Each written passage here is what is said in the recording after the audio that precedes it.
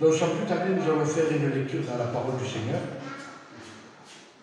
Et je vous invite donc à ouvrir vos Bibles dans l'épître de Paul aux Romains, chapitre 8. Et nous lirons le verset 37 jusqu'à 39. Voici ce que dit la parole du Seigneur.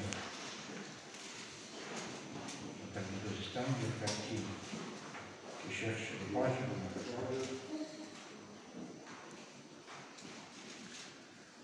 Voici ce que dit la parole de Dieu. Romains 8, 37. Amen. Mais dans toutes ces choses, nous sommes plus que vainqueurs. Par celui qui nous a aimés. Car j'ai l'assurance que ni la mort, ni la vie, ni les anges, ni les dominations, ni les choses présentes, ni les choses à venir, ni les puissances, ni la hauteur, ni la profondeur, ni aucune autre créature ne pourra nous séparer de l'amour de Dieu manifesté en Jésus-Christ, notre Seigneur. Amen. Que le nom du Seigneur soit béni et que le nom du Seigneur soit glorifié. C'est là un passage qui est intéressant.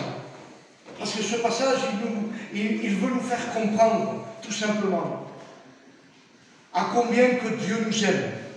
Et à combien que chacun d'entre nous, grands et petits, convertis ou inconvertis, nous sommes importants devant l'Éternel. Vous saviez que vous étiez important? Amen. Si des fois dans votre cœur, il s'élèverait, ou dans votre esprit, cette voix, cette pensée qui vous dirait « Vous ne valez rien, vous ne servez à rien », laissez-moi vous dire que ce sont des voix qui, des fois, se font entendre et résonner, parce que, soyons crus, mais vrais ce soir, ça reflète aussi la vérité. Si je me pèse, si je regarde, si j'analyse ma vie, je ne sais pas, moi, j'espère qu'il y en a qui seront peut-être mieux que moi, mais il y a encore du travail. Ouais. Parce que ce n'est pas ce que vous voyez, c'est ce que moi je sais. Oui. Ce n'est pas ce que moi je vois de vous, c'est ce que vous connaissez de vous-même. Ouais. Que le nom de notre Sauveur soit béni. Mais ce soir, je veux vous annoncer cette parole qui, je crois de tout mon cœur, vient de la part de Dieu. Amen. Qui, je crois de tout mon cœur, va vous édifier, va vous encourager, va vous bénir. Le passage que nous avons lu commence ainsi, écoutez bien. Mais dans toutes ces choses, nous sommes plus que vainqueurs. Pour pouvoir comprendre déjà ce verset, il faut rentrer dans le contexte de ce verset. Ce verset, il fait allusion au passage un peu plus haut. Et un peu plus haut, si on prend 2 minutes, on n'est pas pressé. On va les prendre. C'est important. Voici ce que dira l'épître de Paul aux Romains, chapitre 8, à partir du verset 28. J'essaierai de lire un peu rapidement pour ne pas perdre trop de temps. Nous savons, du reste, que toutes ces choses concourent au bien à ceux qui aiment Dieu, et ceux qui sont appelés selon son dessein. Car ceux qui sont connus d'avance, il les a aussi prédestinés à être semblables à l'image de son Fils, afin que son Fils fût le premier-né entre plusieurs frères. Et ceux qu'il a prédestinés, il les a aussi appelés. Et ceux qu'il a appelés, il les a aussi justifiés. Et ceux qu'il a justifiés, il les a aussi glorifiés. Que dirons-nous donc à l'égard de toutes ces choses? Si Dieu est pour nous, qui sera contre nous? Lui qui n'a pas épargné son propre Fils, mais qui l'a livré pour nous tous, comment ne nous donnera-t-il pas aussi toutes choses avec lui? Qui accusera les élus de Dieu? Qui les justifie? C'est lui qui les justifie, pardon. Qui les condamnera? Christ est mort et bien plus, il est ressuscité, il est à la droite de Dieu et il intercède pour nous. Qui nous séparera de l'amour du Christ? Serait-ce la tribulation, l'angoisse, la persécution, la faim, la nudité, ou le péril, ou l'épée, selon ce qui est écrit. Et après, nous rentrons, eh bien, dans les versets que nous avons lus. Donc, ce petit verset, mais toutes ces choses, mais dans toutes ces choses, nous sommes plus que vainqueurs, c'est-à-dire ce que nous venons de lire à l'instant, nous permet d'affirmer, nous permet, vous vous rendez compte que ceux qui ont fait la paix avec Dieu, ils se permettent de dire qu'ils ont une place avec lui dans le royaume des cieux. Ce n'est pas est-ce que je vais rentrer dans le royaume des cieux. Non, non, c'est une affirmation, c'est une déclaration ce soir. Amen. Nous pouvons le proclamer, nous en avons le droit de proclamer, mes frères et mes sœurs. Parce que si on regarde, je regarde un peu mes notes, parce que je n'ai pas prévu de prêcher ce soir, il m'a fait un gros coup, pasteur. Donc, nous sommes importants. Le verset 32 nous dit, mon Dieu, mes yeux ne fonctionnent pas bien, hein, que Dieu a donné son Fils. Que Dieu a donné son Fils. Donc, est-ce que vous êtes important? Mais bien sûr que vous êtes important. Pour que vous puissiez avoir une place dans le royaume des cieux, Dieu a donné ce qu'il y avait de plus merveilleux dans le ciel. Son Fils unique. Pour que nous, on puisse rentrer dans ce ciel. Jésus a dû se dépouiller. Est-ce que vous êtes important? Mais bien sûr que vous êtes important. Est-ce que quelqu'un peut vous accuser? Mais bien sûr, il y a beaucoup de gens à l'extérieur qui vous pointeront du doigt. L'ennemi de notre âme, notre propre chair, qui est un adversaire contre nous-mêmes, peut nous pointer du doigt. Mais si on regarde dans le passage que nous avons lu, qui peut nous accuser? C'est Christ qui nous justifie. Savez-vous que vous êtes justifiés par Jésus-Christ? Mais Seigneur, mais ce n'est pas des paroles à prendre à la légère, c'est vraiment à considérer, c'est des paroles importantes. C'est Jésus-Christ, celui qui est descendu du ciel, l'agneau de Dieu, qui prend ma défense, à moi qui ne suis rien, excusez-moi l'expression, qui ne vaut rien. Lui, il prend ma défense et il m'aime. Sais-tu que Dieu t'aime? Amen. Ne le doute pas. Jésus t'aime. La Bible nous enseigne que même encore quand on marchait en inimité contre Dieu, il nous aimait déjà. À combien plus forte raison aujourd'hui que nous nous sommes réconciliés, que nous avons fait la paix avec Dieu. Je me suis réjoui avec le témoignage, particulièrement avec celui que notre frère fait. Eh bien, il a dit la grâce de Dieu, la gloire de Dieu, la bénédiction de Dieu. Et ce n'est pas un cas isolé, mes frères et mes sœurs. La bénédiction de Dieu, elle est pour chacun d'entre nous. Que c'est dommage quand quelqu'un se prive des bénédictions de Dieu. C'est passer à côté des grandes choses. Parce que si quelque chose mérite d'être vécu, eh bien, c'est une vie avec Dieu. Amen. Dans le monde, eh bien, chacun était comme il était. Mais avec Dieu, tout est différent. Amen, amen. Vous avez écouté des personnes qui avaient de la haine dans leur cœur. Mais quand il y a une rencontre avec Jésus, Amen. le cœur il change. On ne peut plus rester dans cette situation. Ce n'est pas possible. Avoir de la haine, mais c'est invivable.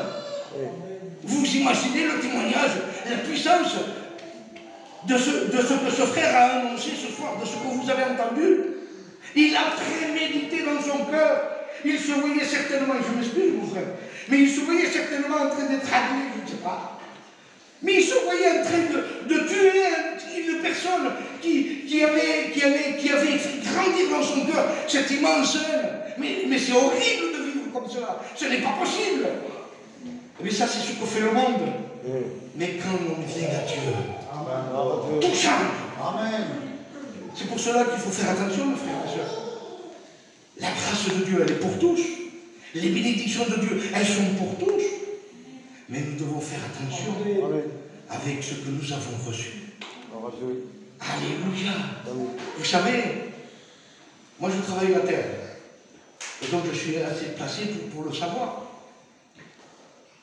Si on entretient un terrain, un potager, si on l'arrose, si on enlève les bêtes qui peuvent éventuellement s'attaquer aux plantes, eh bien, ce qui va se passer, c'est que les plantes qui ont été plantées, elles porteront son fruit.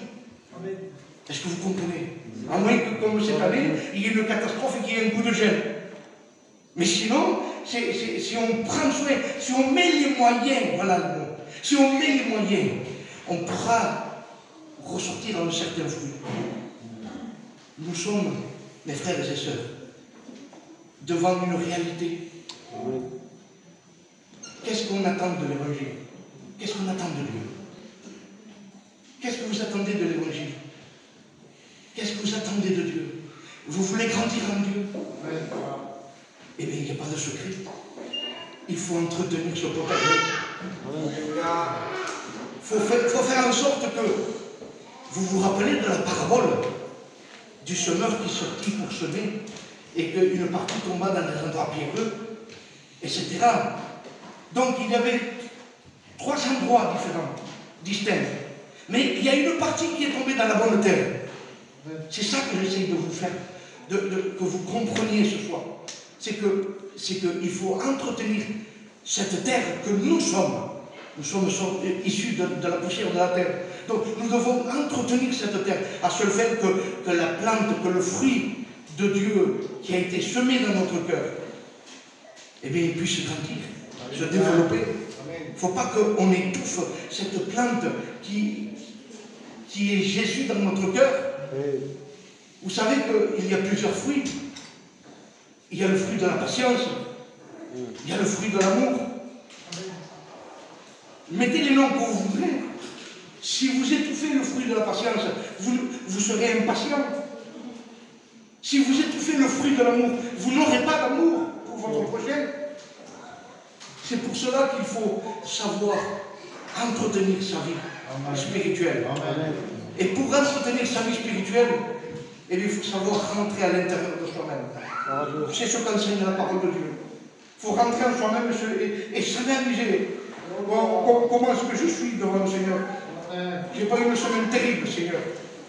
J'ai manqué de ceci, j'ai manqué de cela. Qui mieux que vous?